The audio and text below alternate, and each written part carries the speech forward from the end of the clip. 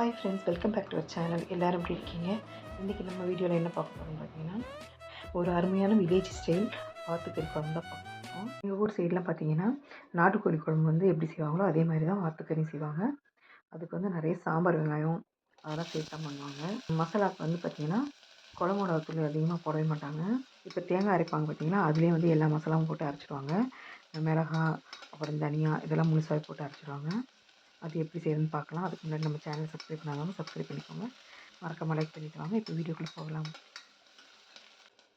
அதுக்கு நம்ம stove on பண்ணிவிட்டு குக்கர் எடுத்து வச்சுட்டு, குக்கர் நல்லா சூடானதும் நல்லெண்ணெய் சேர்த்துக்கலாம். நல்லெண்ணெய் தான் நம்ம இதுக்கு சேர்த்து செய்யணும். அப்போ தான் ஹீட் ஆகாமல் இருக்கும். அதுக்கப்புறம் நம்ம வந்து சாம்பார் வெங்காயம் ஒரு 100 கிராம் சாம்பார் வெங்காயம், ஒரு சின்னதாக ஒரு பெரிய வெங்காயம் எடுத்து நல்லா ஃப்ரை பண்ணிடலாம்.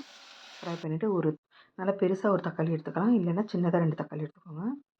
1 கிலோ கறிக்கு 2 தக்காளி எடுத்து கணக்கு வச்சுக்கோங்க. மீடியம் சைஸ் தக்காளி. இப்போ வந்து கறி சேர்த்துடலாம். கறியை சேர்த்து நல்லா வதக்கிட்டுக்கோங்க. இதுக்கு மெயினாக நமக்கு வந்து பச்சை மிளகா மெயினாக போடணும். பச்சை மிளகா போட்டோம்னா ரொம்ப நல்லாயிருக்கும். பச்சை மிளகா வந்து கீறாமல் முழுசாக போட்டுக்கோங்க அப்படியே. அப்போ தான் ரொம்ப காரமாகாமல் இருக்கும். அப்புறம் மஞ்சத்தூள் கொஞ்சம் சேர்த்துக்கலாம். இது வந்து மாடி தோட்டத்தில் விளைஞ்ச மஞ்சளுங்க. வீட்டில் அரைச்சி வச்சுருக்கேன். அதனால் கொஞ்சம் கூட எண்ணெய் சேர்த்துக்கிட்டேன். கொஞ்சம் தேவையான அளவு தண்ணி சேர்த்துக்கலாம். அதுலேயே உப்பு சேர்த்துக்கலாம். தேவையான அளவு உப்பு சேர்த்துக்கலாம். இப்போ வந்து குழம்பு மிளகாத்தூள் சேர்த்துக்கலாம். கொஞ்சம் ஒரு 2 டீஸ்பூன் குழம்பு மிளகாத்தூள் சேர்த்துக்கலாம். நம்ம அதிலேயே தனியாலாம் போட்டு அரைக்கிறதுனால குழம்பு மிளகாத்தூள் அதிகமாக சேர்க்கக்கூடாது. இதே மாதிரி பண்ணிங்கன்னா தான் டேஸ்ட்டாக இருக்கும் குழம்பு. அப்படியே இதே மாதிரி பண்ணி பாருங்கள். நல்லா சமப்படுத்திட்டு நம்ம அப்படியே மூடி வச்சிடலாம். உருளைக்கிழங்கு வந்து நம்ம கறி வெந்ததுக்கப்புறமா லாஸ்ட்டில் போட்டுக்கலாம். ஒரு 10 நிமிஷம் அப்படியே நல்லா மூடி வச்சு நம்ம விசில் போட்டுடலாம்.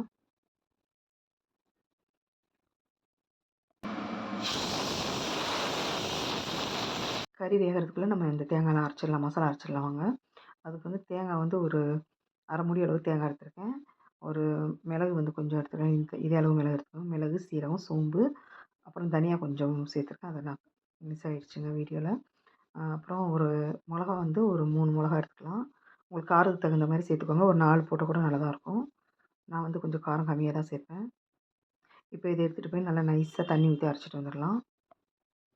10 நிமிஷம் நல்லா வெந்துருச்சுங்க. இப்போ வந்து கறி வெந்திருக்கான்னு பார்க்கலாம். கறி நல்லா ஓரளவு வெந்திருக்கு. இந்த டைமில் நம்ம வந்து உருளைக்கிழங்கு சேர்த்துடலாம். உருளைக்கிழங்கு சேர்த்துட்டு நல்லா கலந்து விட்டுக்கலாம். இப்போ அடுப்பு ஆன் பண்ணிக்கலாம். நல்லா கலந்து விட்டுட்டு சும்மா அப்படியே கொஞ்சமாக மூடி வச்சிடலாம். நம்ம ஃபுல்லாக க்ளோஸ் பண்ணிவிட்டு விசில் போடக்கூடாது. விசில் போடாமல் அப்படி வச்சுருங்க. ஒரு 5 நிமிஷம் அப்படியே விட்டிங்கன்னா அப்படியே வெந்துடும் நல்லா.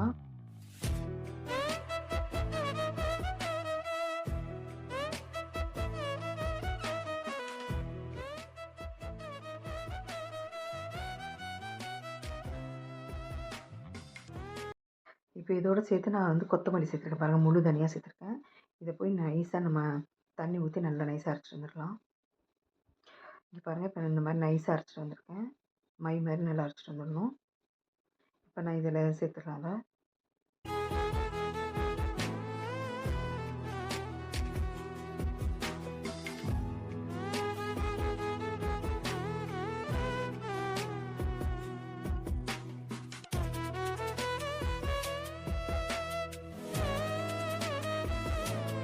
சேர்த்து நல்லா கலந்து விட்டுடலாம்.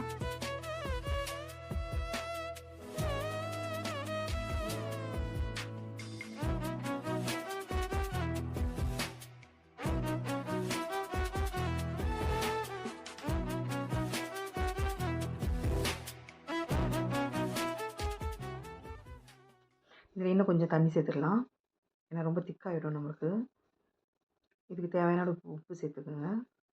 ஏற்கனவே நான் கறி வேக வைக்கும்போது கொஞ்சமாக உப்பு சேர்த்துருந்தேன். இப்போ பத்தாததுக்காக இன்னும் கொஞ்சம் நான் சேர்த்துக்கிறேன்.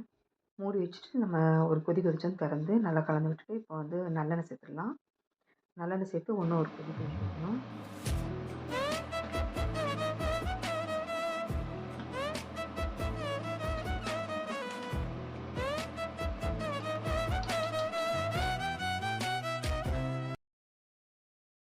கலந்து விட்டு மூடி வச்சு ஒரு நல்லா கொதிக்கணும். கொதித்ததுக்கப்புறமா கொஞ்சம் நம்ம நல்லெண்ணெய் வந்து சேர்க்கணும். அதில் லாஸ்ட்டில் சேர்த்துட்டு அதையும் நல்லா ஒரு கொதி கொதிக்க வைக்கணும்.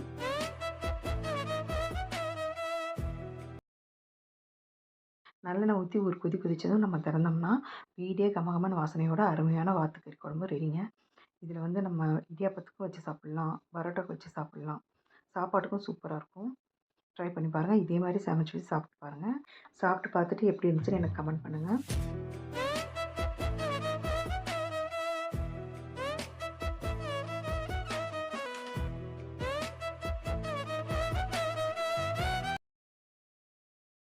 மேலும் இது போன்ற வீடியோஸ்க்கு நம்ம சேனலை சப்ஸ்கிரைப் பண்ணிக்கோங்க.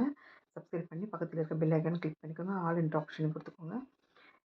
வீடியோ பிடிச்சிருந்தா லைக் பண்ணி ஷேர் பண்ணுங்கள், கமெண்ட் பண்ணுங்கள். தேங்க்ஸ் ஃபார் வாட்சிங்.